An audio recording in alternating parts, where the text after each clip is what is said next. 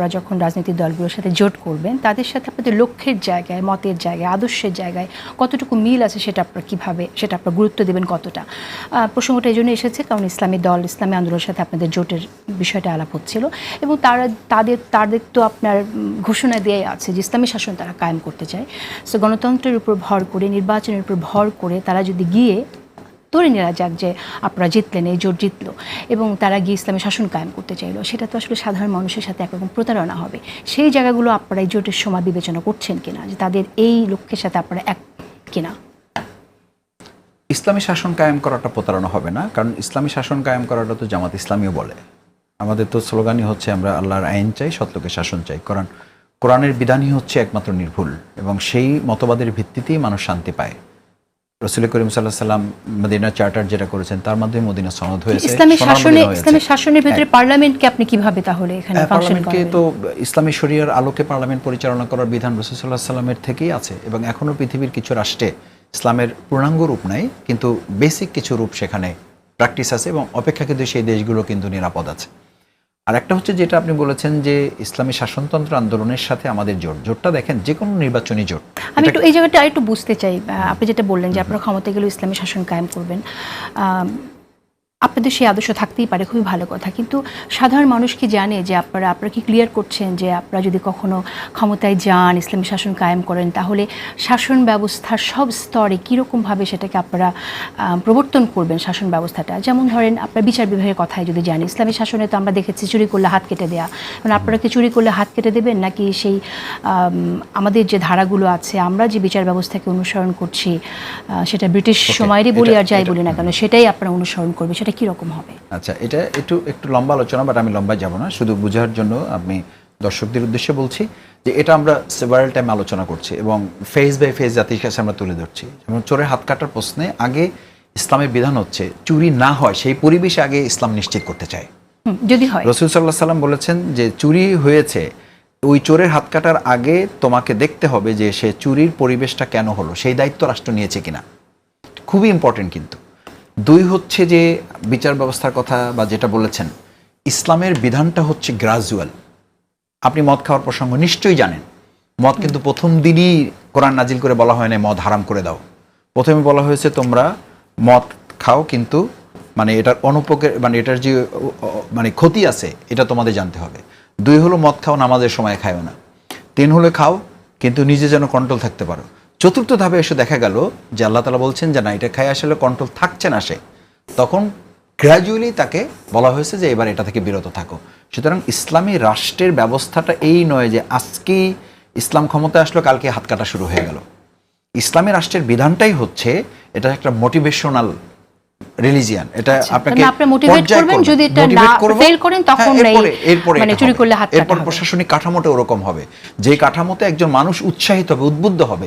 দেখেন ইসলামের বিধানটা সেরকমই ছিল, যে জামানায় রেপ করা, মানুষের ইজ্জত নষ্ট করা ছিল জাহিলি যুগের কাজ, সেই যুগে ওমর রাদিয়াল্লাহু তাআলা ইসলাম কবুল করে সে দায়িত্ব নিয়েছে যে এই মহিলাকে, এই যুবতী সুন্দরী অথচ কিছুটা অর্ধলঙ্গ টাইপের, বাট ওমর রাদিয়াল্লাহু তাআলা দায়িত্ব নিয়ে বলেছেন আমি তাকে বাড়িতে পৌঁছে দেবো, বাট আমি তার সামনে থাকবো যেন তার দিকে আমার চোখ না পড়ে, আবার সে যেন আমার থেকে অনিরাপদ হয়ে কারো হাতের বস্তুতে পরিণত হয়। দিস ইজ ইসলাম। সুতরাং এই ইসলাম নিয়ে কনফিউশন আছে বলে আমি মনে করি না।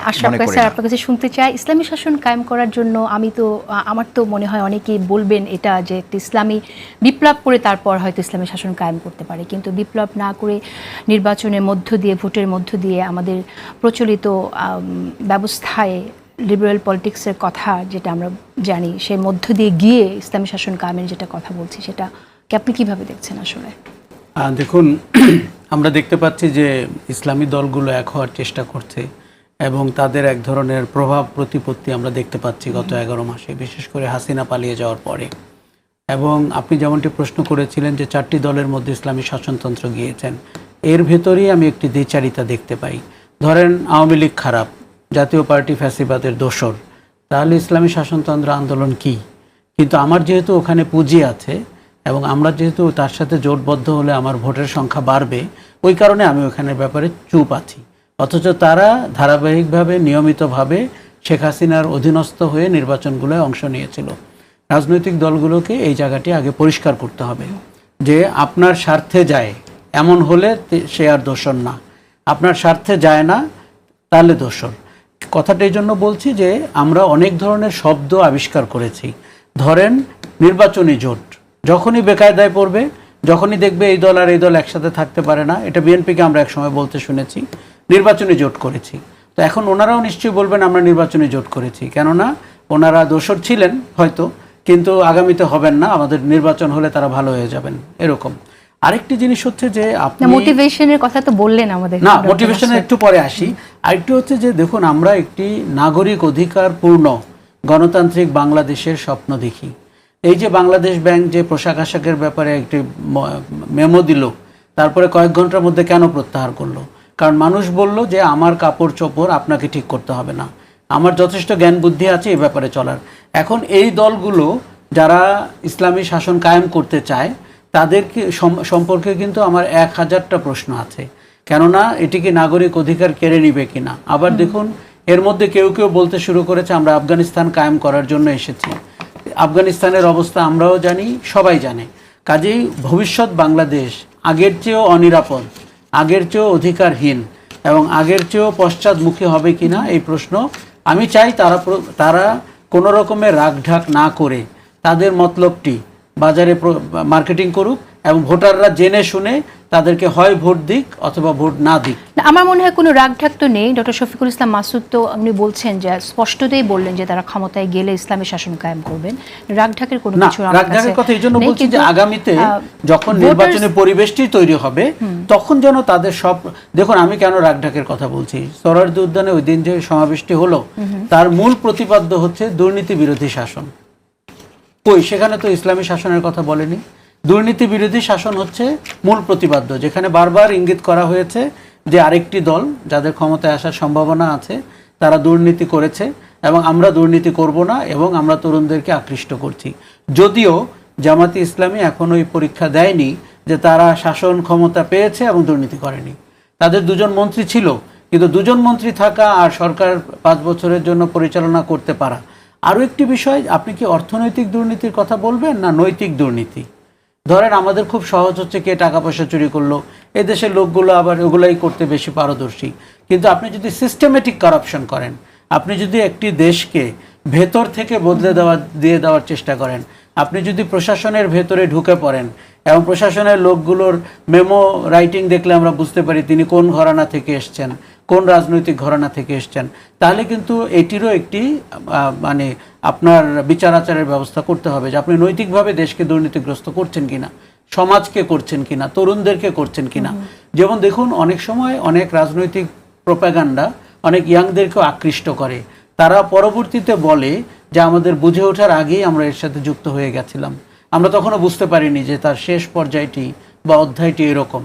এখন আমার যতটুকু ধারণা যে ইসলামী দল করার অধিকার অনেকেরই আছে, সবারই আছে, এবং আমরা ইসলামী আইন চাই এই কথা বলার অধিকার আছে। তারা কিন্তু আমাদের সংবিধানে দেশের নাম পরিবর্তনেরও সুপারিশ করেছেন যে আমরা ইসলামিক রিপাবলিক অফ বাংলাদেশ করতে পারি কিনা, এর কেউ কেউ তো এই সুপারিশ করেছেন।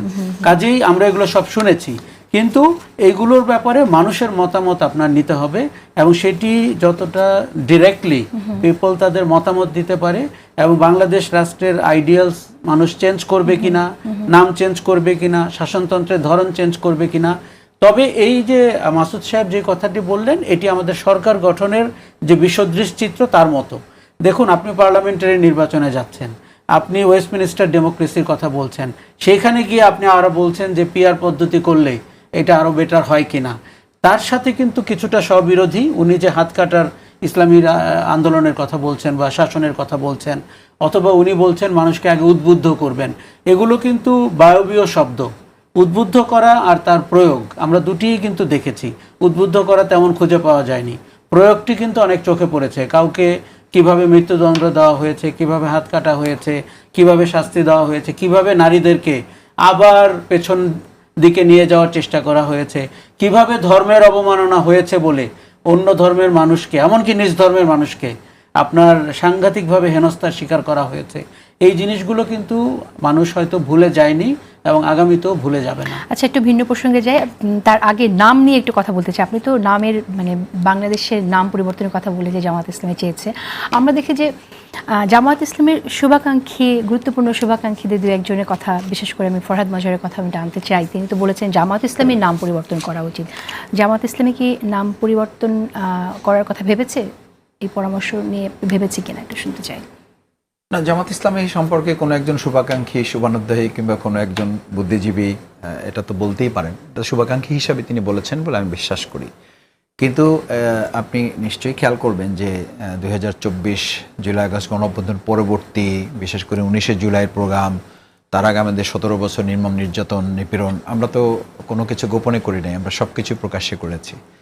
তারা ব্যক্তি শফিকুল ইসলাম মাসুদকে পছন্দ করেন বা ডাক্তার শফিকুর রহমান অথবা জামাত নেতৃবৃন্দকে যতখানি পছন্দ করেন, মূলত তারা এই দলকেই পছন্দ করেন। সুতরাং সেই দলের কর্মী, সৌদি শুভাকাঙ্ক্ষীদের পক্ষ থেকে এই প্রস্তাব এখন পর্যন্ত কোথাও থেকে আসছে বলে আমার জানা নেই। তাহলে তিনি এই সাজেশনটা কেন দিলেন, এই পরামর্শটা তিনি কেন মানুষ ভালোবাসেন, জামাত ইসলামীকেই মানুষ ভালোবাসে। আর আপনি কোনো একটা নাম চেঞ্জ করে, আপনি আইডিওলজি যদি আপনার একই থাকে, এই নাম চেঞ্জ করতে আপনি কি লাভ হবে?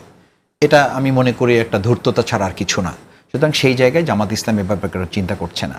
আর দ্বিতীয় যেটা আমি বলছি যে ইসলামী শাসন এবং সেখানে দুর্নীতির ব্যাপারে আমির জামাত আরও কিছু কথা বলেছেন। আমরা ট্যাক্স ফ্রি গাড়ি নেব না, তারপরে জবাবদিহিতার আওতায় নিয়ে আসা হবে। এই প্রত্যেকটা কথাই কিন্তু ইসলামিক মানে কনসেন্ট্রেশনের কথা, ইসলামিক সেন্টিমেন্টেরই কথা। মানে আপনি শুধু ইসলামী শাসন বললে তো আর ইসলামী শাসন হবে না। যেটা আপনি জিজ্ঞেস করেছিলেন যে মোটিভেশনটা কি, মোটিভেশনই হচ্ছে এটা। এবং সেই মোটিভেশনের আমরা প্র্যাকটিক্যাল ফরম্যাট, যেটা আমার ভাই বলেছেন যে আমরা পরীক্ষা দিয়েছি কিনা, আমরা পরীক্ষা কিন্তু দিয়েছি। ফার্স্ট পরীক্ষা দিয়েছি, আমরা মন্ত্রণালয়ে থেকেছি। আমাদের প্রায় 2-1টা ব্যতিক্রম বাদ দিলে সব সংসদে আমাদের সংসদ সদস্যরা ছিলেন এবং সেখানে তারা এরকম বেশ কিছু গুরুত্বপূর্ণ বিষয় সংসদে উত্থাপন করেছে। নামাজের বিধান ছিল না, নামাজের বিধান নিয়ে আসা হয়েছে, এটা কিন্তু জোর করে করা হয়নি। এরপরে মাথা নিচু করে ঢোকার ইয়া ছিল, সেটা আমরা বলেছি। দাঁড়িয়ে শোক প্রস্তাব, আপনারা ক্ষমতায় ছিলেন না, আমরা ক্ষমতায় ছিলাম, মানে আমরা একটা পার্ট ছিলাম। বাট আমি বলছি যে এটা মোটিভেট করেই কিন্তু করা হয়েছে, এটা জোর করে চাপিয়ে দেওয়া হয় নাই। এবং এটার বিরুদ্ধে করে কোনো বিক্ষোভ কেউ করেছে বলে আমার জানা নেই। শুধু দাঁড়িয়ে শোক প্রস্তাব গ্রহণ করার বিধান ছিল। আমরা আমাদের থেকে বলেছি যে দাঁড়িয়ে তো কারো আত্মার মাগফিরাত কামনা করা যায় না, আপনি দাঁড়িয়েই যদি থাকবেন তো একটু দোয়া পড়েন। তাহলে আপনি আপনার মায়ের জন্য কি আপনি কবরের কাছে গিয়ে শুধু দাঁড়িয়ে থাকেন? আপনার বাবার কবরের কাছে গিয়ে দাঁড়িয়ে থাকেন? বলছেন আমি তো দোয়া পড়ি। তাহলে এখানে কেন আমরা দাঁড়িয়ে থাকতেছি? দাঁড়িয়ে থাকছেন, সম্মানও দেন, সাথে দোয়াটাও পড়েন, তাহলে তো দুটা হয়ে গেল। এরপরে আমরা আমাদের দুজন মন্ত্রীর পাশাপাশি আমরা পার্টি পরিচালনা, দেখেন 2024-এর পরে আমি একদম বলবো না যে আমরা মানুষের সংগঠন, কোনো ত্রুটি বিচ্যুতি আমাদের হয় নাই, হয়েছে। কিন্তু আপনি যদি সিমিলারলি এটাকে বা প্যারালালি এটাকে যদি আপনি একটু দেখেন, তাহলে জামাত ইসলামী কিন্তু, আমির জামাত সেদিন একটা কথা বলেছে এবং পরবর্তী আরেকটা প্রোগ্রামে বলেছে, আমরা দল পরিচালনায় আমরা সফল হয়েছি 2024 পরবর্তী, আমরা দেশ